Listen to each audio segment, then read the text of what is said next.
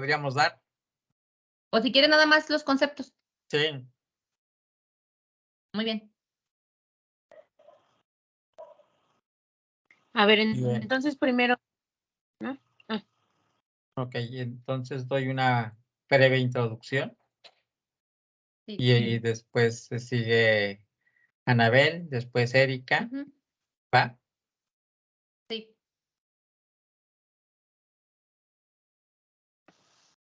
Bueno, ya estamos listos para poder iniciar. Bien, pues el día de hoy nos encontramos nuevamente nuestra compañera Anabel Fuentes Ramírez, Erika Guadalupe Frías Lucoin y un servidor, Gorgonio Segovia Febronio, para poder reflexionar, poder compartir con ustedes. Pues un tema pues muy importante también en ese proceso de aprendizaje, y ya hay varios factores que ahí intervienen, y uno de ellos que el día de hoy vamos a charlar con ustedes, pues tiene que ver con la inteligencia cognitiva, la inteligencia emocional, pues como elementos de los niños, de los jóvenes o del proceso de aprendizaje que se da, y cómo estos factores o este factor influyen en esa transmisión de saberes, en ese aprovechamiento, en esa formación que se da. Y para ello, bueno, pues vamos a escuchar a Anabel, primero un poco para poder conceptualizar qué es la inteligencia emocional, la inteligencia cognitiva, para después ir viendo esas características y después cómo esto aterriza directamente o impacta en el aula. Así que adelante, compañera Anabel. Recordemos de lo de la inteligencia emocional, una frase de Aristóteles que decía que cualquiera puede enfadarse, pero que era algo muy sencillo, pero enfadarse con la persona adecuada, en el grado exacto y en el momento oportuno, con el propósito justo y del modo correcto. Eso ciertamente no resulta tan sencillo. Nos maneja aquí como que era una inteligencia al saber manejar nuestras emociones. Muchos autores, marca el libro recomendado por la doctora, nos marca sobre todo, por ejemplo, a Ruiz, que dice que la habilidad de la inteligencia inteligencia emocional es la habilidad para percibir, valorar y expresar emociones con exactitud, que es la habilidad para acceder o generar sentimientos que facilitan el pensamiento, la habilidad para comprender emociones y el conocimiento emocional, y la habilidad de regular emociones promoviendo un crecimiento emocional e intelectual. Viene este concepto y también vienen los conceptos de Salovey y Mayer. Ellos refieren que la inteligencia emocional es la capacidad para conocer y entender lo que sentimos y qué sienten los otros, así para poder gestionar o modificar nuestras emociones, para poder controlarlas. Muchas veces estos autores nos dicen que primero es necesario que nosotros identifiquemos qué emociones sentimos para poder controlarlas o para saber cómo poder controlarlas. Nos habla aquí de las 4 habilidades básicas fundamentales, que la primera es la regulación de emociones, que nos habla de cómo pasamos de estados positivos a también estados negativos, pero cómo reflexionamos esos tipos de emociones. Para poder vigilar nuestras emociones, nosotros debemos de tener una autoconciencia y una reflexión mutua y consciente y continua. El segundo sería una comprensión y análisis de las emociones en el conocimiento emocional, que sería designarle nombre a cada emoción que sentimos. Sería identificar con una palabra qué es lo que sentimos y debemos de entender qué tipo de emoción nos presenta ante cada situación. La tercera sería la emoción facilitadora del pensamiento. Eso se trata de que esa emoción me facilita algún tipo de pensamiento positivo o negativo, o algún juicio crítico, bueno o malo, considerando también que nosotros debemos de tomar los puntos de vista de los demás y acerca de los problemas que los aquejan. El cuarto sería la percepción y evaluación, que sería identificar nuestras emociones, y sería como nosotros la habilidad de discriminar expresiones emocionales honestas y deshonestas. Aquí ya nos hace juicio un poco de lo que nosotros debemos de identificar, de lo bueno y lo malo, con ciertas características. A eso se le llama inteligencia emocional, que es la habilidad de manejar los sentimientos y emociones, discriminarlos entre ellos y utilizar estos conocimientos para generar los propios pensamientos y acciones, tomar, como quien dice, lo bueno, lo que me sirve y lo malo dejarlo a un lado. También nos menciona el modelo de las 4 ramas interrelacionadas. La primera de ellas es la percepción emocional, que son las emociones que son percibidas y expresadas ante cualquier cosa. Por ejemplo, si yo recibo alegría de alguien, a lo mejor yo puedo expresar alegría porque somos como un tipo de espejo, ¿no? Como en la neurociencia. En la integración emocional, que sería el número 2, las emociones sentidas entran en el sistema cognitivo como señales que influencian en la cognición, que es la integración de la emoción con la cognición, de lo que yo estoy aprendiendo a través de nuestras emociones. Recordemos que nuestro cerebro es muy, ¿cómo se dice? La neuroplástica. Nuestro cerebro es muy blando y puede desarrollar diferentes habilidades y aprender nuevas cosas.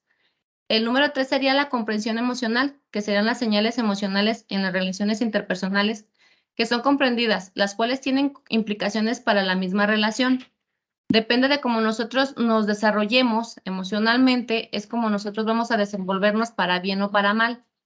Este sería el modelo de las 4 ramas. Y por último, sería la regulación emocional, que es la que trabajamos mucho, bueno, nosotros en Básica trabajamos mucho con ello, que son los pensamientos que promueven el crecimiento emocional, intelectual y personal.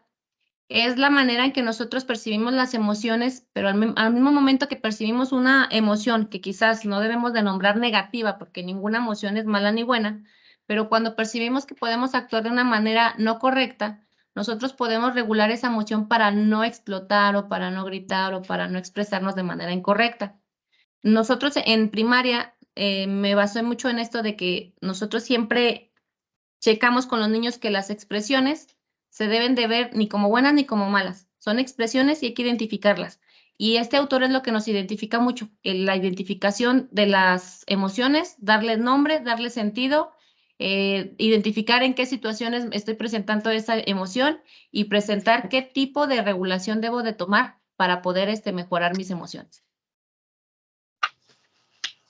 Bueno, sin duda, pues son interesantes reflexiones que se nos plantea ahí nuestra compañera Anabel y que podemos agregar también en esa inteligencia cognitiva con la inteligencia emocional.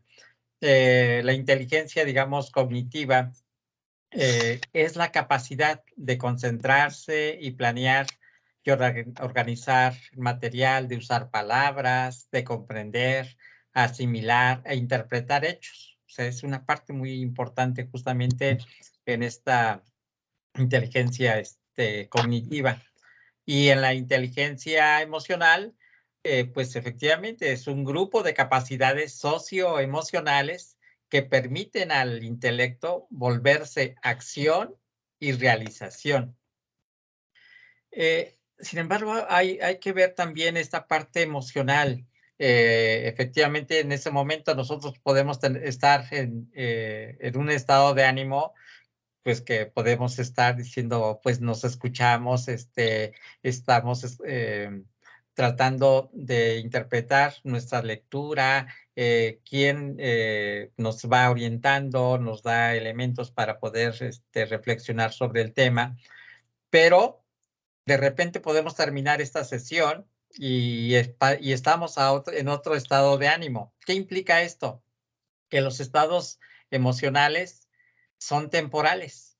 Es decir, el estado emocional, no sé, pero además no solo crea en un momento determinado logros que pueden ser superiores o más altos de los individuos, sino de que además esto aumenta el compromiso con las tareas y disminuye la problemática de disciplina. Sin el coeficiente emocional, el coeficiente intelectual se reduce a un potencial. En ese sentido, el coeficiente intelectual, que es estratégico, de capacidad de largo plazo, aquí yo creo que es donde tenemos que diferenciar, que el coeficiente intelectual es más en el largo plazo y no predice ni puede hacerlo el éxito en la vida, mientras que el coeficiente emocional es táctico, es un funcionamiento inmediato. Puede hacerlo porque refleja cómo una persona aplica su conocimiento a situaciones inmediatas. Es decir, el discurso que hoy estamos construyendo seguramente nos puede atrapar y en el momento que dejemos, pues ya pareciera que no pasó nada porque entro a un ambiente distinto. Entonces, el coeficiente intelectual es más en ese proceso de largo plazo, como el estudiar la licenciatura, la maestría, el doctorado, mientras que los estados emocionales son momentos que disfrutas un hecho en el trabajo, en la casa, en tu proceso formativo o en cualquier situación. Bueno, pues ahora vamos a escuchar a nuestra compañera Erika. Muy bien. Yo les voy a hablar sobre el artículo Formación Emocional del Profesorado y Gestión del Clima de su Aula. Es de parte de la Universidad Pedagógica y Tecnológica de Colombia. Ahí nos marca que en la actualidad muchos docentes estamos muy desconcertados por ese comportamiento y esas actitudes que muestran sus alumnos en nuestras aulas.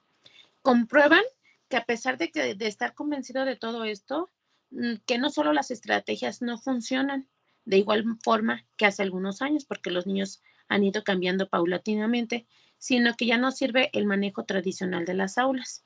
Debemos plantearnos poner en práctica destrezas de enseñanza adaptadas a la manera de aprender del alumnado en todas sus dimensiones. ¿Qué dimensiones son? Cognitiva, social, moral, emocional, entre otras. Y bueno, los maestros a veces nos sentimos sobrepasados y desconcertados con los cambios sociales que ha habido en los últimos años, ya que esto está afectando a todos y en especial a los alumnos, por lo que se cree necesario abordar las dificultades que surgen entre la escuela y la familia. Ser docente, bueno, pues es una labor cada vez más complicada.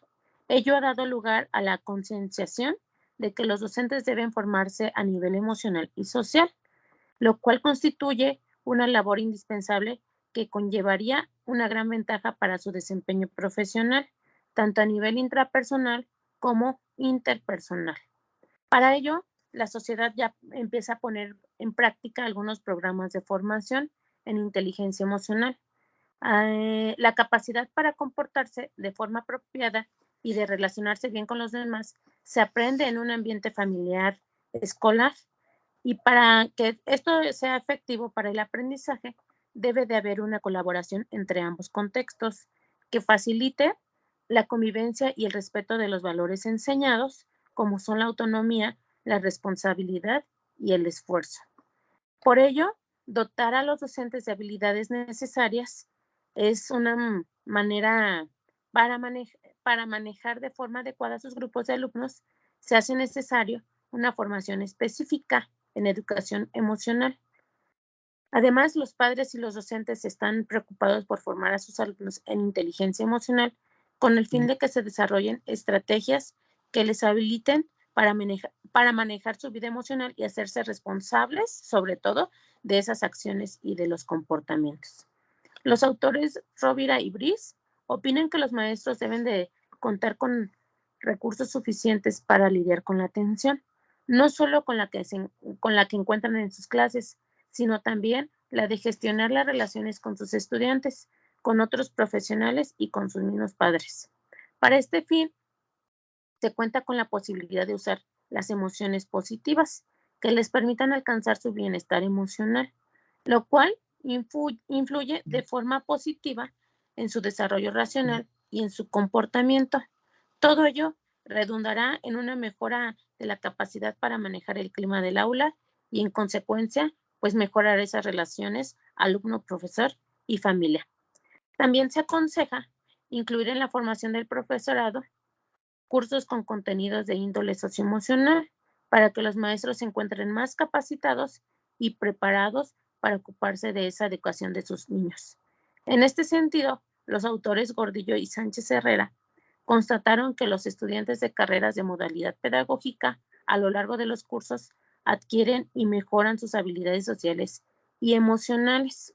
Además, los docentes somos capaces de reconocer, comprender y regular sus propias emociones cuando suelen sentirse más competentes para enseñar a sus discentes a manejar su vida emocional de manera adecuada.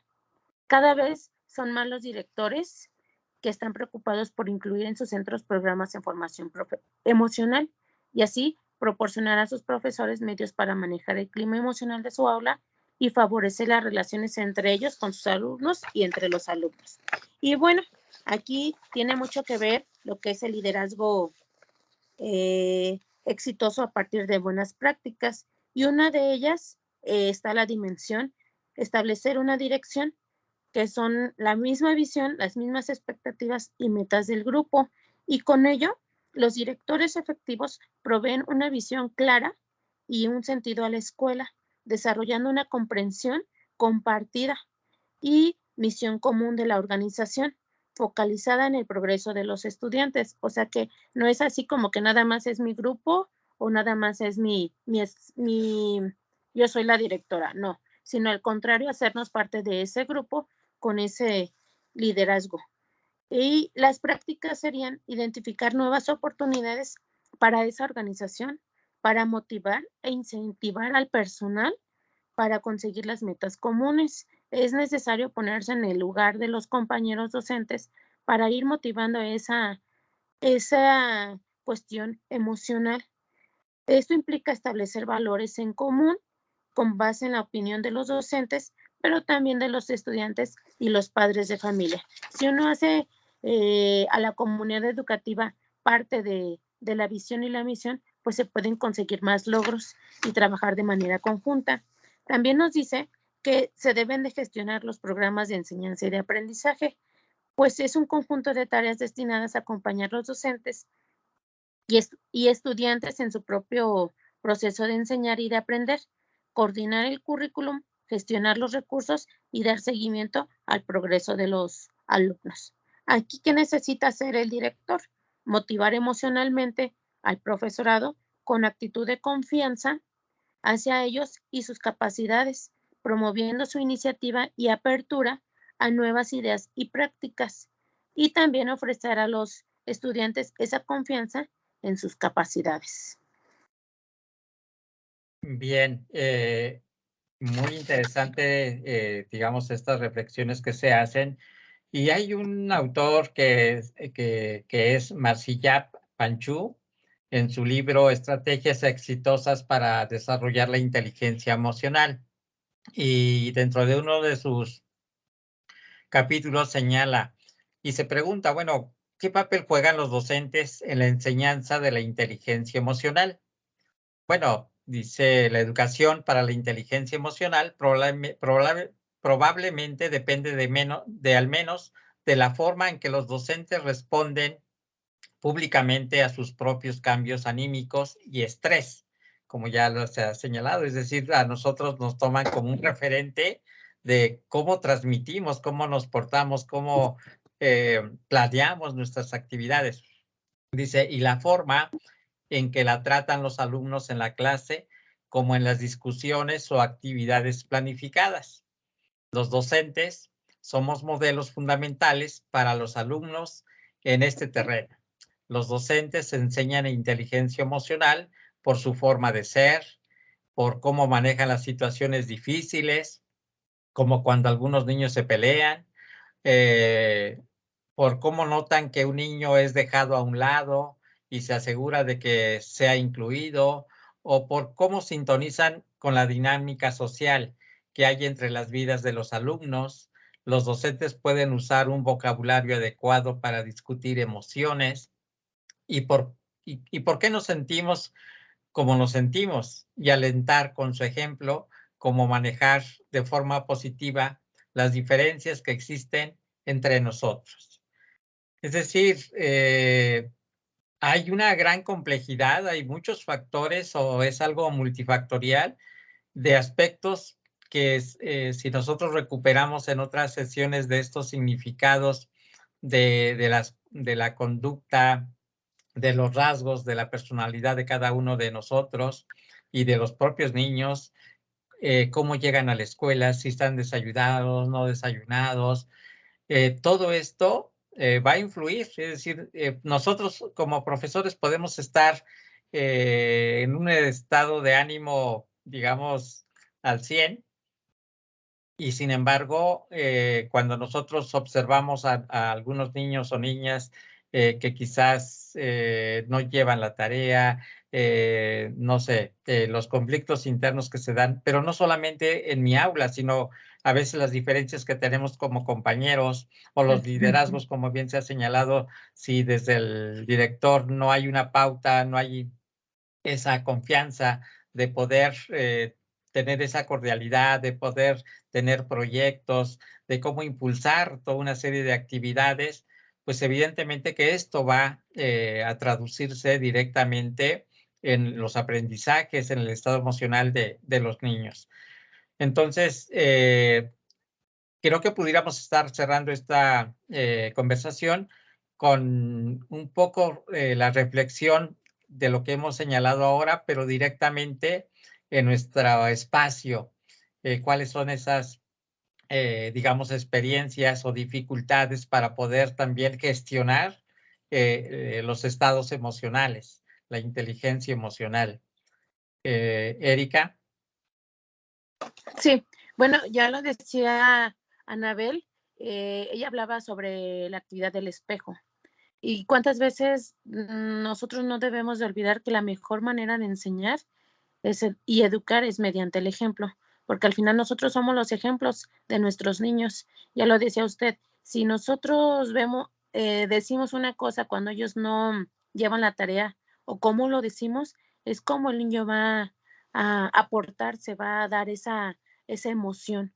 Entonces sí debemos de estar como saber captar los distintos mensajes que se le transmiten a nuestros niños, respondiendo siempre a sus intereses, a sus necesidades, favoreciendo la comunicación, porque a veces, ya lo decía también usted, a veces van sin desayunar, a veces van con muchos problemas y bueno, vamos saliendo de una pandemia donde estuvieron encerrados, donde no están acostumbrados a estar trabajando de manera colaborativa y que también lo decía el juego de roles. En el juego de roles, híjole, transmiten todas esas situaciones que viven como familia y que son situaciones que nos rebasan a nosotros, porque sin duda son cosas que nunca habíamos vivido y que a lo mejor tampoco las hemos vivido en familia y a veces no sabemos cómo conducirnos. Entonces, y a veces el niño lo que quiere es ese abrazo, ese apapacho y nosotros no sabemos dárselos. Entonces, sí es bien importante saberlos escuchar, saber nombrar esas emociones, pero ¿cómo sabemos, más bien, cómo van a aprender los niños a nombrar esas emociones? Es que nosotros tenemos primero que saber hacerlo. Y bueno, sobre todo la escucha activa, ¿sí? Escucharlos hasta que ellos terminen de hablar todo lo que quieran decirnos y entonces sí, ver cómo podemos ayudarlos. Muy bien. Anabel.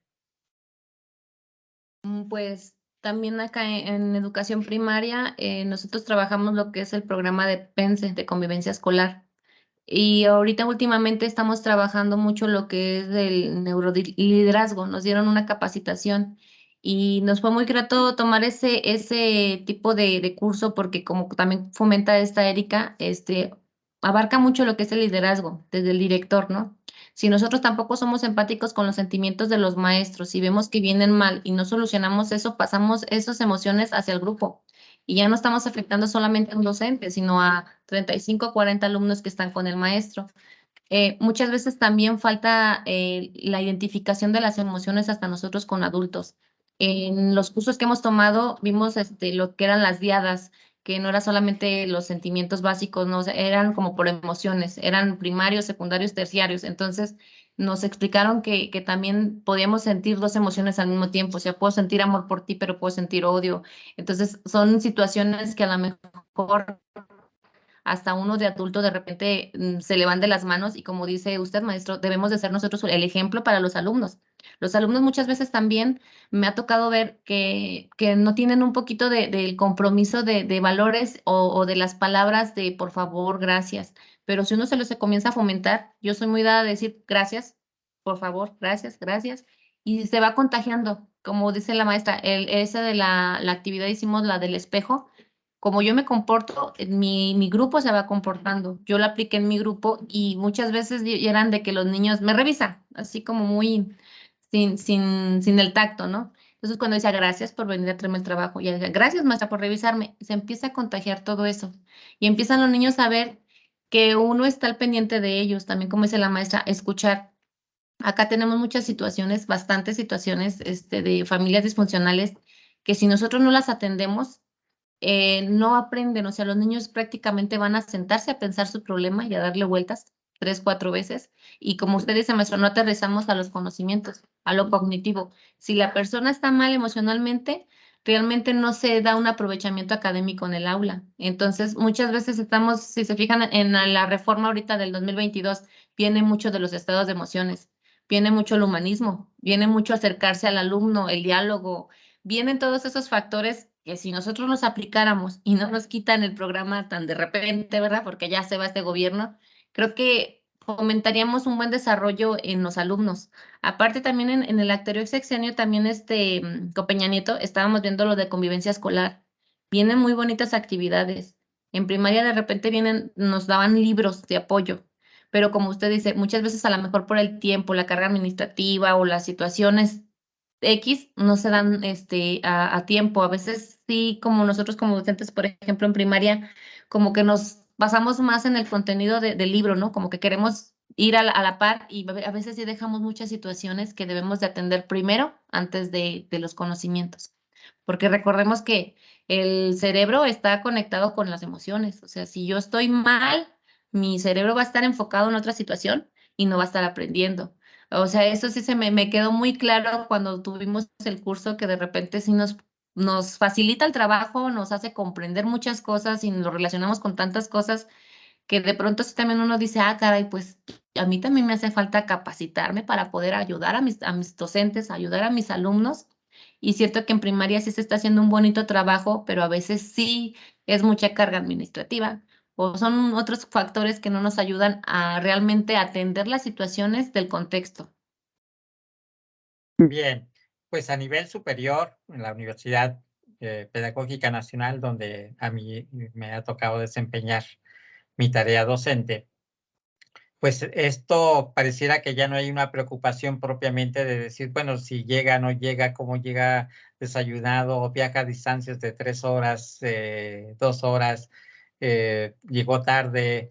Hay quienes dicen, bueno, la clase inicia a las 8 y si no llegaste a las 8:10, ya no entras. Y esto, pues evidentemente, en los estados emocionales del chico o la chica, pues se ve afectado. Pero también si hay profesores que no van y al final tienen 9 y 10, no, pues es el buen maestro, pero cuando no hay, digamos, ninguna exigencia para poder desarrollar los temas del curso correspondiente, pues eso también, digamos, o sea, a veces nos alegramos, pero en el fondo o las implicaciones que esto tiene, pues resulta que no tuve clase, pero al final o tuve, no sé, 20 clases durante un semestre y me sacaron 10. Y, pues me alegro temporalmente, pero no veo que las consecuencias propias de ese aprendizaje. También como modelos nosotros de repente, bueno, elijo a mi asesor, porque él es doctor y pues seguramente tiene una capacidad mayor. No, que él está en el Sistema Nacional de Investigadores. Bueno, tiene un plus y entonces el titularme con él, pues eso aumenta mi ego, ¿no? Mi satisfacción porque estoy con el doctor que es investigador, que tiene muchas publicaciones. Entonces, todo ello, pues es el reflejo institucional, pero en esa parte de la gestión, por ejemplo, digamos, manejar una plantilla de profesores de 60, 70 compañeros con distintas formaciones, híjoles, qué complejo es. Pero además de ese grupo de compañeros, resulta que podemos identificar 8 o 9 grupos distintos. O sea, es difícil encontrar una cohesión que permita un desarrollo de proyectos que todos estemos implicados. Pues no, ¿por qué? Porque otros están orientados a hacer más investigaciones, salir a dar ponencias, el que no les interesa atender a los alumnos. Y entonces esta gestión se vuelve mucho más complicada. Pero bueno, pues siempre está presente de que, bueno, siempre alguien que está al frente de una institución, pues tiene que tener por lo menos un respaldo de compañeros que ayuden a esta tarea de ese proceso formativo, en donde pues está en juego también de repente la actualización de programas, la actualización de los profesores, aunque la gran mayoría pues se van justamente por los grados o por entrar al Sistema Nacional de investigadores, pues que es, digamos, como el rango formativo más reconocido a nivel nacional o internacional, también con sus niveles 1, 2 y 3, que el 3 es el más alto, ¿no? Entonces, todo ello, pues se conjugan o todo ello implica para que los chicos también se vean reflejados ahí y el profesor también como llega. Hay quienes dicen, bueno, sí, yo soy el gran doctor, soy el gran SNI, y a mí, o sea, a mí me respetan o exijo respeto, cuando en realidad también el respeto o el reconocimiento tiene que venir desde fuera, más que yo pueda exigir. Entonces, todo ello nos va a permitir entender que quien está al frente de una institución, pues no solamente es mi papel como educador, sino también mi papel como el que está gestionando para hacer posible y mejorar muchos de los aspectos o proyectos que desde el gobierno federal o a veces desde el gobierno estatal o a veces desde los propios liderazgos en las escuelas se ven reflejadas, pero hay quienes simplemente, pues, ¿para qué me comprometo a generar actividades o proyectos cuando estoy ganando lo mismo, puedo decir? Pero eso es también esa capacidad que pueda tener los liderazgos dentro de una institución, pues para poder ser mejores y poder eh, invitar o generar estos mecanismos de tanto de colegas como de padres de familia, como directivos, como los alumnos, pues para hacer algo mucho más integral en el desarrollo de quienes estamos formando. Muy bien, pues si hay algún otro comentario de ustedes, ¿no? Y si no, pues aquí cerramos con esta conversación. Anabel. Pues simplemente también recordarles del trabajo, que el trabajo que vamos a realizar nosotros se abarca eso, lo que ahorita acabamos de comentar, lo que abarcó Erika, que vamos a tener una misión y visión en el proyecto que vamos a realizar para poder aplicarlo, que vamos a aplicar lo que son la identificación de los sentimientos, que vamos a poder identificar qué trabajos podemos realizar con los niños para que ellos puedan desarrollar sus habilidades emocionales, como quien dice, para poder hacer una educación emocional en las aulas. Y simplemente aclarar también que todos los aspectos que mencionamos hoy, vamos a ponerlos en práctica en el diseño de nuestro proyecto.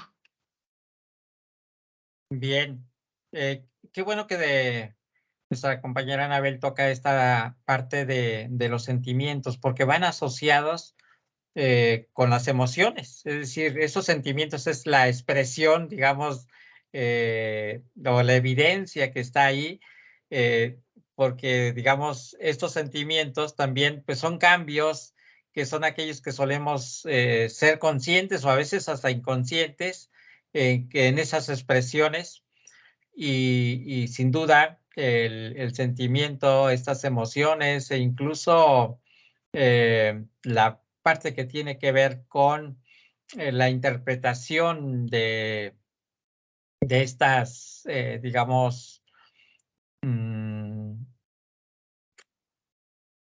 esta experiencia, digamos, subjetiva, porque al final, si yo me siento contento o me siento emocionado, ¿y cómo lo mido? Que hablamos un poco con la evaluación. O la expresión incluso corporal que nosotros podríamos tener, o estos cambios fisiológicos que también se dan, ¿no? O sea, cómo eso se traduce tanto en sentimientos como emociones. Bueno, pues con esto termina nuestra charla del día de hoy. Esperamos que quienes nos puedan ver a través del blog o a través de YouTube, pues les guste nuestra conversación y que podamos seguir compartiendo quizás en otros momentos algunos otros temas. Muchas gracias.